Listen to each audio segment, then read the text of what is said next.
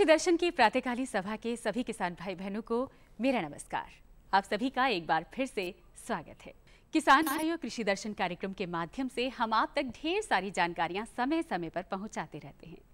चाहे वो जानकारी उत्तम किस्म के बीजों के बारे में हो, नई नई फसलों के बारे में हो, या फिर हमारे कृषि वैज्ञानिकों द्वारा बताई गई नई नई तकनीकी विधियों के बारे में हो। तो आज के इस अंक में मंडी भाव, मौसम संबंधी जानकारी, खबरें खेती की तो होंगी ही, साथ ही साथ आज आप देखेंगे कि महिलाओं द्वारा खेती में इस्तेमाल किए जाने वाले ऐसे कौन से उपयुक्त यंत्र हैं जिनका वो इस्तेमाल कर सकती हैं।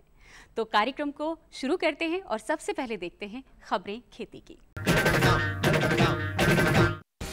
रबी उत्पादन को बढ़ाने के लिए कार्य योजना, सब्जियों के स्वस्थ पौध उत्पादन के लिए नई तकनीक, शीतोष्ण क्षेत्र के लिए सेब की नई किस्म और बाजरा की खेती में तकनीक का उपयोग। नमस्कार, खबरें खेती की में आपका स्वागत है। मैं हूं रीना रावत। अब खबरें विस्तार से। खरीफ के दौरान देश के अनेक जिलों में वर्षा की कमी हुई है, जिससे उत्पादन प्रभावित हुआ है। इसी कमी की भरपाई के लिए रबी में उत्पादन को बढ़ाने की आवश्यकता है। इसके लिए वैज्ञानिकों ने एक विशेष कार्य योजना तैयार की है, जिसे बड़े पैमाने पर अपनाने की आवश्यकता है। इस वर्ष देश के अनेक जिलों में वर्षा की कमी के कारण खरीफ के दौरान सूखे जैसी दशाएं बन गई थीं। इस कारण कुछ प्रमुख फसलों के उत्पादन में कमी आई। रबी के दौरान इस कमी की भरपाई के लिए भारतीय कृषि अनुसंधान परिषद के हैदराबाद स्थित केंद्रीय बरानी अनुसंधान संस्थान क्रीड़ा ने एक विशेष कार्य योजना तैयार की है। इसमें रबी की विभिन्न फसलों में उत्पादन बढ़ाने के उपाय सुझाए गए हैं। मध्य भारत के नमी वाले क्षेत्रों में अगेती बुआई वाली गेहूं की किस्में उगाई जा सकती हैं, जैसे पूसा बहार, मालवा रत्न, अमृता, हर्षिता आदि। इसी तरह पूर्वी और उत्तर पूर्वी राज्यों की अम्लीय मृदाओं में 100 से 110 दिन में तैयार होने वाली गेहूं की किस्मों को शून्य जुताई तकनीक से बोने की सलाह दी गई है। इन किस्मों की बुआई के लिए जीरो टिल ड्रिल या हैप्पी सीडर का इस्तेमाल करना चाहिए, क्योंकि इससे समय, लागत और ऊर्जा की बचत होती है। साथ ही 5 से 10% अधिक उपज भी मिलती है। गेहूं की बुआई फर्ब प्रणाली से करने की सलाह दी गई है, जिसके अंतर्गत उठी हुई क्यारियों में बुआई की जाती है और कुंड के द्वारा सिंचाई की जाती है। इसमें पानी की 25 से 40% तक की बचत होती है और ऊर्जा कुशलता 25% तक बढ़ जाती है। गेहूं, मक्का, तिलहनी फसलों और सब्जियों की फसल में फौहारा सिंचाई या टपक सिंचाई करने की सिफारिश की गई है, क्योंकि इससे फसल उत्पादन में औसतन 25% तक की वृद्धि होती है। धान के बाद पड़ती भूमि में रबी दलहन जैसे चना, उड़द, मूंग और मसूर उगाने की सिफारिश की गई है। कार्य योजना में कहा गया है कि रबी की फसलों को रोगों और कीड़ों से बचाने के लिए ऐसी किस्मों को लगाना चाहिए जो इनके प्रकोप के प्रतिरोधी या सहनशील हैं। सब्जियों की व्यावसायिक खेती की कामयाबी काफी हद तक पौध की गुणवत्ता पर निर्भर करती है, परंतु अक्सर किसान भाइयों को स्वस्थ पौध नहीं मिल पाती, जिससे उत्पादन प्रभावित हो जाता है। बेहतर पौध उत्पादन के लिए वैज्ञानिकों ने नई तकनीक का विकास किया है, जिसमें पौध उत्पादन का काम पॉलीटनल में किया जाता है। सब्जियों की सफल खेती के लिए स्वस्थ पौध का इस्तेमाल करना जरूरी है, परंतु अक्सर किसान भाई कमजोर पौध का इस्तेमाल करते हैं, जिससे भरपूर उत्पादन नहीं मिल पाता। इसका एक कारण ये भी है कि सब्जियों की स्वस्थ पौध की उपलब्धता कम है। खास तौर से प्रतिकूल मौसम में बेहतर पौध तैयार करना कठिन होता है। इस समस्या के समाधान के लिए वैज्ञानिकों ने पॉलीटनल में सब्जियों की पौध उत्पादन की तकनीक विकसित की है। इसके तहत पॉलीथीन से ढकी एक पतली संरचना बनाई जाती है जिसमें सब्जियों की पौध तैयार की जाती है। पॉलिथीन से बंद होने के कारण अंदर का तापमान और अन्य दशाएं बाहर के प्रतिकूल मौसम से प्रभावित नहीं होती, इसलिए बीज का जमाव 100% होता है और पौध की बढ़वार भी अच्छी होती है।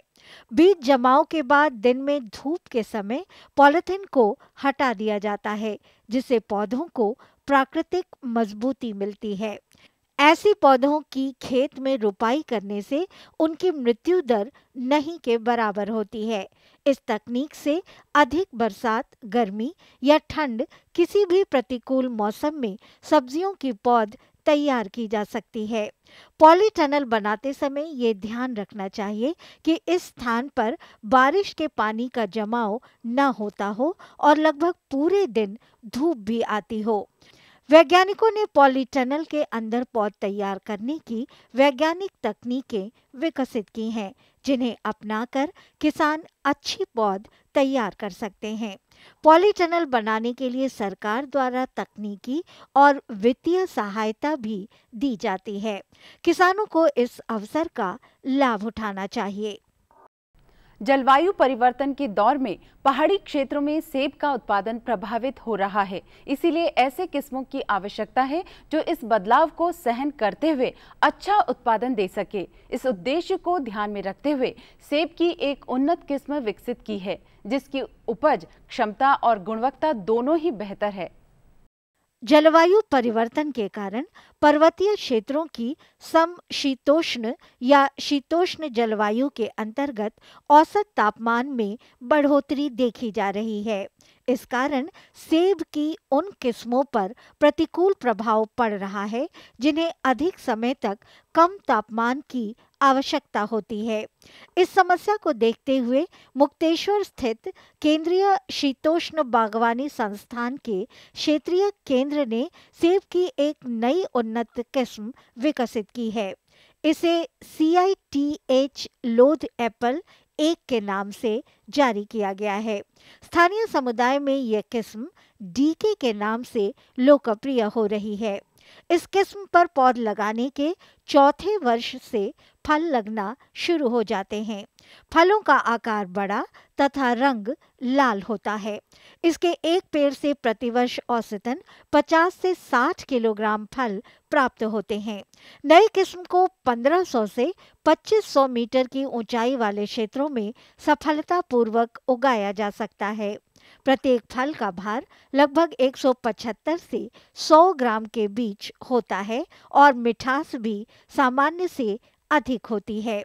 इस किस्म के फलों को 30 से 45 दिनों तक सामान्य तापमान पर भंडारित किया जा सकता है, जबकि कोल्ड स्टोरेज में 8 से 10 महीने तक भंडारण संभव है।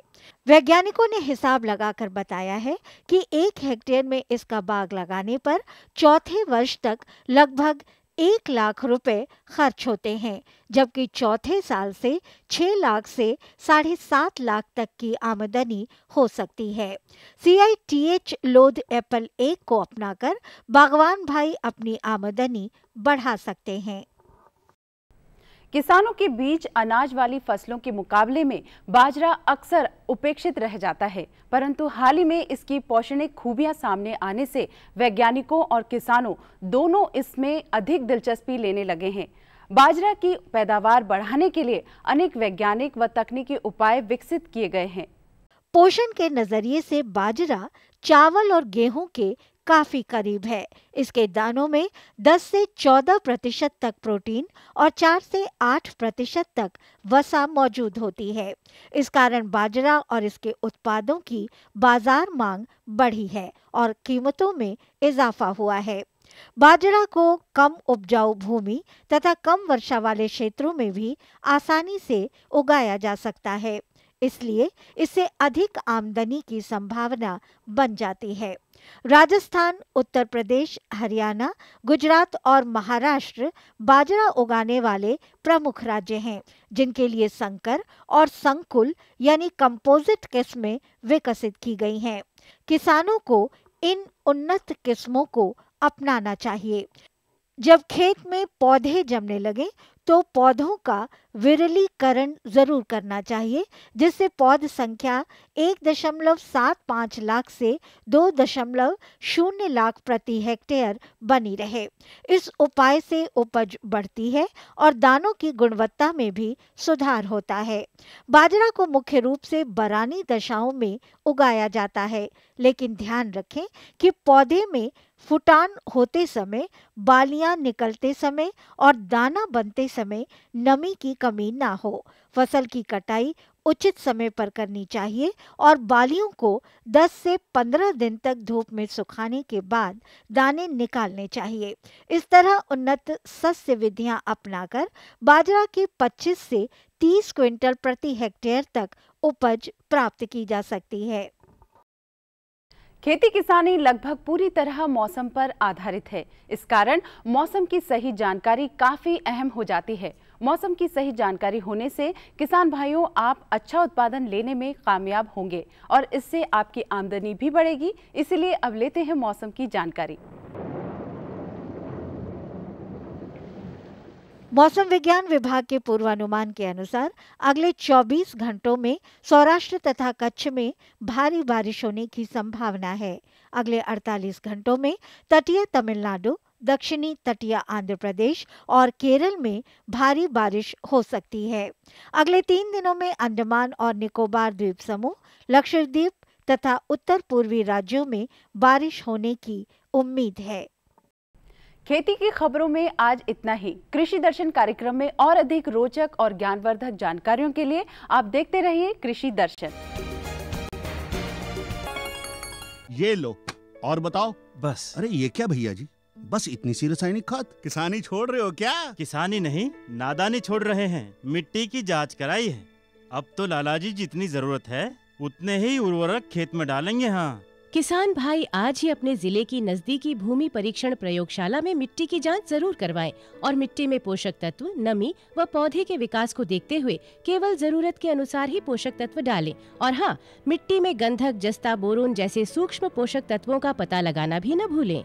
उर्वरक और जैविक खाद के सही उपयोग से भूमि का उपजाऊपन बनाए रखें, उत्पादकता बढ़ाएं, खर्चा घटाएं और बहुमूल्य विदेशी मुद्रा बचाने में भी सहयोग दें। और हाँ, धीमी गति से नाइट्रोजन उपलब्ध कराने वाले उर्वरकों जैसे नीम लेपित यूरिया को प्राथमिकता दें और यूरिया का पत्तों पर छिड़काव करें। अरे वाह, तू तो सचमुच समझदार हो गया रे। अधिक जानकारी के लिए संपर्क करें जिला कृषि अधिकारी या किसान कॉल सेंटर।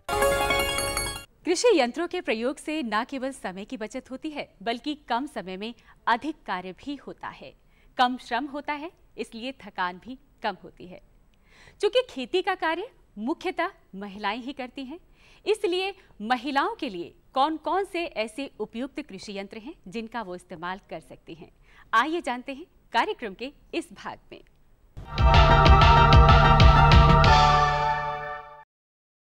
आदिकाल से ही कृषि में महिलाओं का काफ़ी बड़ा योगदान रहता है। बल्कि मैं तो ये कहना चाहूँगा कि महिलाओं के ही द्वारा कृषि का इजाद हुआ। खेतीबाड़ी की शुरुआत हुई या हंटिंग शुरुआत हुई या पशुओं का डोमेस्टिकेशन हुआ, इस सब में महिलाओं का काफ़ी बड़ा योगदान रहा। बीच में जितने भी कष्टदायी कार्य होते थे वो मोस्टली पुरुष करते थे, जैसे हल चलाना है, खुदाई करनी है, कस्सी का काम है, ये सभी काम पुरुष करते थे और महिलाओं के जिम्मे घर का काम आ गया और साथ साथ में जो निराई गुड़ाई है उनकी मदद करते थे। लेकिन आजकल जैसे जैसे युग परिवर्तन होता जा रहा है, लोग अपनी आय की तरफ ज़्यादा ध्यान दे रहे हैं, तो पुरुष लोग गांव छोड़ के शहरों की तरफ प्रस्थान कर रहे हैं और जितना भी खेत का कार्य है, पशुओं का कार्य है, बच्चों का कार्य है, घर का कार्य है, इस सब का बोझ कृषक महिलाओं के ऊपर आता जा रहा है। और जो भी यंत्र बने हैं वो कृषि यंत्र ऐसे बने हैं जो पुरुषों के लिए बने हैं, चाहे खुदाई का हो, चाहे निराई गुड़ाई का हो, चाहे बुआई का हो। इन यंत्रों का उपयोग करने में महिलाओं को काफ़ी दिक्कत होती है, जिससे महिलाएं ये जो कार्य करती हैं इनमें काफ़ी कष्ट होता है और कई बार तो इतनी थकावट हो जाती है कि वो काम नहीं कर पाती हैं और काम ना करने की वजह से उनको नुकसान भी होता है, सही आमदनी नहीं हो पाती है। इन सब बातों को ध्यान में रखते हुए भारतीय कृषि अनुसंधान परिषद ने कई सारे संस्थानों द्वारा ऐसे यंत्रों का इजाद किया है जो कृषक महिलाओं के लिए सबसे उपयोगी हैं। इनसे न केवल उनको थकावट कम होती है बल्कि वो ज़्यादा कृषि कार्य कर पाती हैं। ये कौन कौन से कृषि यंत्र हैं, ये कहाँ पे मिलेंगे, इनकी ट्रेनिंग कहाँ ले सकते हैं, इनका उपयोग किस प्रकार किया जा सकता है और किस प्रकार से कृषक महिलाओं का कृषि में योगदान को बढ़ावा दिया जा सकता है, इन सब बातों की जानकारी देने के लिए आज हमारे साथ में doctor SP Singh ji. Doctor साहब आपका कार्यक्रम में बहुत बहुत स्वागत है। जैसा कि आप जानते हैं कृषि में महिलाओं का योगदान बढ़ता ही जा रहा है। जो काम पुरुषों को करने पड़ते तो वो भी महिलाओं को करने पड़ रहे हैं, जो महिलाओं को करने पड़ते तो वो तो करते ही करती हैं। तो हाल में कौन कौन से ऐसे कृषि कार्य हैं जिनमें महिलाओं का काफ़ी अच्छा योगदान है और उनको थकावट ज़्यादा होती है और उनके लिए आपने यंत्र विकसित किए हुए हैं, तो ऐसे कौन कौन से खास कार्य हैं जिनके ऊपर काफ़ी ध्यान दे रहे हैं आप? देखिए, महिलाओं का योगदान सबसे ज़्यादा आपके निराई गुड़ाई में है। उसके बाद उनका जो है हार्वेस्टिंग कटाई, फसल कटाई में है, फिर फसल को ढोने का काम, फिर उनकी जो है गहाई का काम, फिर अनाज निकल आता है, उसके बाद अनाज की जो है साफ़ सफाई करना, उसको रखना, इन सभी चीज़ों में उनका योगदान ज़्यादा है। वैसे सिवाय जुताई के, खेत जुताई के, बाकी सभी कामों में महिलाएं अपना जो है योगदान देती हैं। महिलाओं का योगदान बढ़ा हुआ है, तो इन सभी चीज़ों में उनका ज़्यादा है। डॉक्टर साहब ने बहुत सी कृषि कार्यों की चर्चा की, जैसे निराई गुड़ाई है, बुआई है, कटाई है, और कटाई के उपरांत जो भी काम होते हैं इनमें थकावट काफ़ी होती है और कृषक महिलाएं सही प्रकार से इस काम को कर नहीं पाती हैं, उनकी दक्षता बहुत कम रह जाती है। तो कौन कौन से ऐसे यंत्र इसमें बनाए हैं जिनसे ये कार्य करने में उनको आसानी रहेगी और साथ साथ उनकी दक्षता बढ़ेगी, थकावट कम होगी, उनके लिए काफ़ी उपयोगी होंगे? देखिए, ऐसा है कि महिलाओं के लिए अभी पुराने यंत्रों के नाम पर उनके पास सिर्फ खुरपी है या रस्सी है जिससे वो लकड़ी वगैरह बांधते हैं। तो इनके इक्विपमेंट के नाम पर इनके पास सिर्फ रस्सी या दराती है। अधिकतर जितने भी इक्विपमेंट अवेलेबल या मशीनें हमारे पास फार्म की अवेलेबल हैं, वो उसमें महिलाओं का योगदान थोड़ा कम हो जाता है, क्योंकि वो मशीनें महिलाओं के हिसाब से थोड़ा बहुत रिफ़ाइन की ज़रूरत है। तो हम लोगों ने मशीनों को महिलाओं के अनुरूप, उन्हीं मशीनों को महिलाओं के अनुरूप बनाने की कोशिश की है। उनमें हमारे पास करीब इसमें 20-22 मशीनें हैं, वुमेन महिला उपयोगी यंत्र हैं जिनका इस्तेमाल महिलाएं कर सकती हैं। जैसे कि सीड ट्रीटमेंट ड्रम भी है। जैसे अधिकतर आपने देखा होगा गांव में जो है बीज में जो दवा मिलाने का काम है, अधिकतर वो खुले हाथ से करती हैं। तो इसमें जो है थोड़ा सा यदि उनको सेफ्टी हो और यदि हम ड्रम में उनका इस्तेमाल कर लें तो आउटपुट जो है वो तो लगभग बराबर आपका मिलेगा, चाहे हाथ से करिए चाहे मशीन से, लेकिन उसके फ़ायदे बहुत हैं। न महिलाओं को डस्ट मिलेगा, न महिलाओं को हाथ में लगेगा, क्योंकि महिलाएं खेती में ही काम नहीं करती हैं, वो घर में भी काम करती हैं, लोगों को भी खाना खिलाती हैं, तो इसलिए उनका भी ये भी देखना है। तो उसके बाद हमारे पास कुछ बुआई की मशीनें हैं, एक कतार में बीज बोने की मशीन है, उनको भी थोड़ा बहुत जिसमें थोड़ा सा फोर्स ज़्यादा लगता हो या खींचने का तकनीकी अलग हो, तो उसको उसके हिसाब से सुधार करके उनको भी बनाया गया कि भाई वो भी जो है जो छोटे काश्तकार। और उसके बाद जो है आपको निराई गुड़ाई आती है। निराई गुड़ाई के लिए बहुत सारे यंत्र बने और उनका निराई गुड़ाई में है कि यदि आपकी लाइन से फसल बोई गई है तभी वो निराई गुड़ाई कर सकते हैं। मेन चीज़ है कि लाइन से कतार में फसल हो। उसके लिए कई तरह के मशीन हमारे पास वो हैं, जो एक तो है जैसे कि अपलैंड कहते हैं हम भाई, जिनमें एक तो जैसे गेहूं वगैरह की खेती हो गई, धान की खेती के लिए भी कोनो वीडर वगैरह हो हैं, तो इन सबों को भी महिलाओं लायक बना दिया गया। लंबा हैंडल को थोड़ा लंबा कर दिया गया, जो उनको फोर्स लगाने की जो तरीका है उसको उसके हिसाब से एंगल को रखा गया। तो अभी एक नए 4 व्हील वीडर जो है, अधिकतर जो है हमको 1 पहिए या 2 पहिए के वीडर मिलते हैं। अब हम लोगों ने एक नया 4 पहिए के वीडर की बात कर रहे हैं, नियंत्रित गहराई पर काम करता है। और इसके बाद फिर हमारे पास आ जाता है हार्वेस्टिंग के लिए तो इम्प्रूव्ड सिकल है। हाँ, उसमें क्या, उसमें थोड़ा सा आपका दांते हैं, तो वो जो दांते वाले हैं और जो हमारे ट्रेडिशनल सिकल है वो प्लेन होती हैं, उनको बार बार तेज़ करो फिर चोट भी लग जाती है और फसल में प्रॉपर ग्रिपिंग नहीं होती है। तो जो ये हमारे दांते वाली सिकल हैं वो ज़्यादा उपयोगी है, लेकिन अभी उसको महिलाएं या इवन जो दूसरे पुरुष हैं उसको उतना ज़्यादा वो एडाप्ट नहीं कर पा रहे हैं, क्योंकि जो हमारी जो परंपरागत सिकल हैं उसका इस्तेमाल वो काटने के लिए भी कर लेते हैं, छोटी मोटी डंठल काटना हो, झाड़ी काटना हो।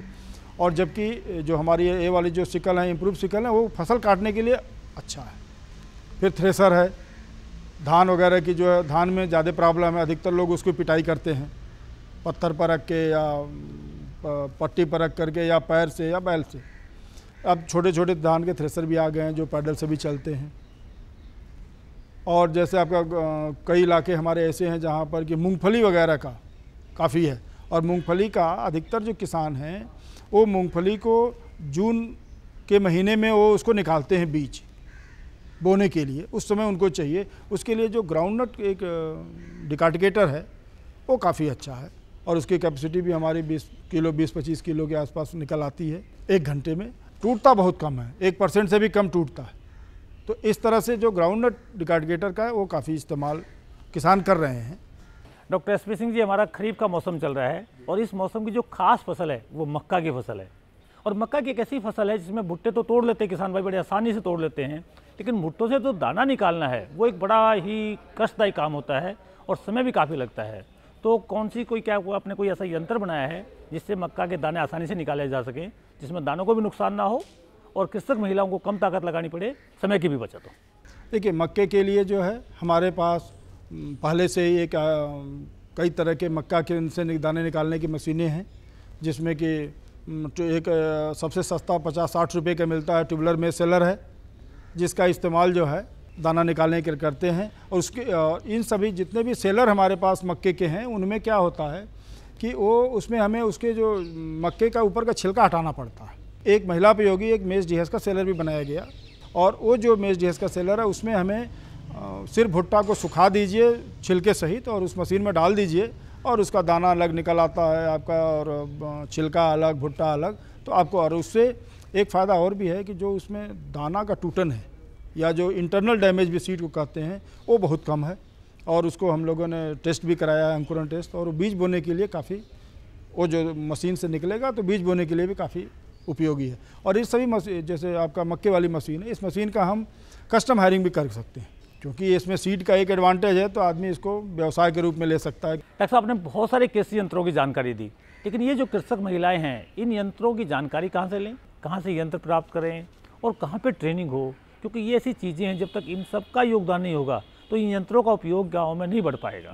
देखिए, ये सारे महिला उपयोगी यंत्र अधिकतर आपको भोपाल में, CI भोपाल में मिलेंगे, वहाँ पर ट्रेनिंग की भी व्यवस्था है।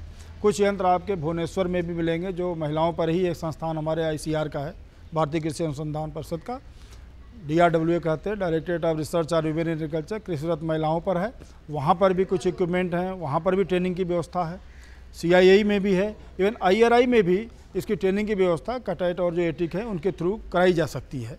डॉक्टर साहब, पूरे देश में कृषि विज्ञान केंद्र हैं, क्या ये जो केंद्र बने हुए हैं, क्या ये यंत्रों को बढ़ावा देने के में कुछ काम कर रहे हैं और इससे भी कुछ जानकारी हमारी कृषक महिलाएं ले सकती हैं? कृषि विज्ञान केंद्र में भी काफ़ी इस तरह की ट्रेनिंग दी जाती है महिलाओं को कुछ इक्विपमेंटों को चलाने के। तो कृषि विज्ञान केंद्र भी हमारे इसमें काफ़ी एक्टिव रोल अदा कर रहे हैं। डॉक्टर साहब ने पूरी जानकारी दी है। ये जो कृषि यंत्र हैं, भुवनेश्वर से मिल सकते हैं, भोपाल से मिल सकते हैं, दिल्ली से मिल सकते हैं, लेकिन जो सही संस्थान का पूरा पता जहाँ से ये ले सकें उसकी भी जानकारी दें सर। देखिए, भोपाल में है कि भोपाल में जो है हमारा केंद्रीय कृषि अभियांत्रिकी संस्थान है, नवी बाग बरेसिया रोड भोपाल में है, उनके निदेशक महोदय से संपर्क कर सकते हैं। हमारे जो भुवनेश्वर में है कृषिरत महिला अनुसंधान निदेशालय भुवनेश्वर, बरमुंडा भुवनेश्वर में है, वहाँ पर भी निदेशक महोदय से जानकारी ले सकते हैं। और नहीं तो जो हमारे पास है जो हमारे ICR में को भी चिट्ठी लिख करके वो डिफरेंट ऑर्गेनाइजेशन से कहाँ पर बात करनी है वो कर सकते हैं। तो जो भी हमारे भारतीय कृषि अनुसंधान परिषद के संस्थान हैं उनमें जो कुछ इन संस्थानों हैं उनमें किसी को भी लिख करके वो इस तरह की जानकारी के लिए वो डिटेल मंगा सकते हैं। वेबसाइट पर भी अवेलेबल है कि एग्जैक्ट एड्रेस क्या है लोगों के। ये सब जानकारी देने का बहुत बहुत धन्यवाद। और मैं अपने सभी दर्शकों को ये बताना चाहूँगा कि डॉक्टर SP सिंह ने आपको वो सब जानकारी दी जो कृषक महिलाओं के लिए उपयोगी यंत्र बनाए हैं। इन यंत्रों को किस प्रकार से उपयोग कर सकते हैं, कौन कौन से कार्य में कर सकते हैं। डॉक्टर साहब, आपने अभी चर्चा की कि आप मक्का से दाने कैसे निकाल सकते हैं, और जब ये दाने निकालते हैं तो इसकी उपजाऊ शक्ति, बल्कि अगर इसको बीज के तौर में प्रयोग करते हैं तो भी काफ़ी अच्छा दाना रहता है, क्योंकि किसी प्रकार का नुकसान नहीं होता है। इसी प्रकार से हमारे गुजरात में, आंध्रा में, तमिलनाडु में, राजस्थान में मूंगफली की खेती बहुत बड़े पैमाने पर होती है और मूंगफली से दाना निकालना काफ़ी कष्टदायी होता है। लेकिन आपने वो भी यंत्र बताया कि किस प्रकार से गांव में बैठ के कृषक महिलाएं मूंगफली से दाने निकाल सकती हैं और ये दानों में किसी प्रकार का नुकसान नहीं होता है। धान की खेती में हमारा पूरा देश काफ़ी अग्रणी है और धान की खेती जब हम कटाई कर लेते हैं तो उसे दाना और भूसा अलग करने में काफ़ी दिक्कत आती है। लेकिन आपने जो पैडी थ्रेशर की बात की, इसका उपयोग से कृषक महिलाएं न केवल इस काम को आसान कर पाएंगी बल्कि काफ़ी अच्छा उपयोगी करते हुए अपनी आमदनी बढ़ा पाएंगी।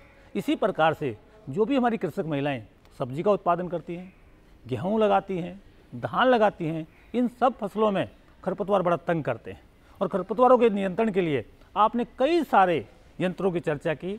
आप सब लोगों ने सुन लिया होगा किस प्रकार से इस यंत्रों के उपयोग से न केवल आप खरपतवारों का नियंत्रण कर सकते हैं बल्कि अपनी ज़मीन की उपजाऊ शक्ति भी बढ़ा सकते हैं। ये सब जानकारी डॉक्टर एस पी सिंह ने दी और डॉक्टर एस पी सिंह ने बताया कि अगर कोई जानकारी की कमी रह गई हो तो आप कृषि विज्ञान केंद्र या 3 संस्थानों के नाम लिए। एक इन्होंने बात की भुवनेश्वर के संस्थान की, जहाँ पे महिलाओं के लिए ही संस्थान बना हुआ है। उससे आपको कृषि यंत्र भी मिल सकते हैं, साथ साथ में जानकारी मिल सकती है, ट्रेनिंग भी मिल सकती है। इसी तरह से केंद्रीय अभियांत्रिकी विभाग संस्थान भोपाल एक ऐसा संस्थान है जो कृषि यंत्रों के विकास में काफ़ी महत्वपूर्ण योगदान दे रहा है। वहाँ से भी आप जानकारी भी ले सकते हैं, ट्रेनिंग भी ले सकते हैं। और अगर वहाँ ना जा पाएँ तो पूसा संस्थान आपका अपना संस्थान है, इस संस्थान से भी आपको सभी जानकारी उपलब्ध होंगी। और मैं उम्मीद करता हूँ कि ये कार्यक्रम आपको बहुत पसंद आया होगा। इससे संबंधित जो भी आपकी राय हैं आप हमें दें। आपका बहुत बहुत धन्यवाद। आपको हमारा कार्यक्रम कृषि दर्शन कैसा लगा? अपने सुझाव, प्रतिक्रियाएं एवं सवाल हमें इस पते पर भेजें। कृषि दर्शन, कमरा नंबर 10, CPC दूरदर्शन, खेलगांव, नई दिल्ली 110049। किसान भाइयों, हमारे कार्यक्रम का पता तो नोट आपने कर ही लिया होगा। कृषि दर्शन से जुड़ी कोई भी यदि आपकी जिज्ञासा है या कोई भी सुझाव देना चाहते हैं तो बेधड़क इस पते पर हमें लिख सकते हैं। आज के कृषि दर्शन के इस अंक को हम यहीं पर समाप्त करना चाहते हैं। आपसे दोबारा मुलाकात करेंगे ढेर सारी कृषि जगत से जुड़ी हुई नई रोचक और ज्ञानवर्धक जानकारियों के साथ। तब तक के लिए मुझे दीजिए इजाजत। नमस्कार।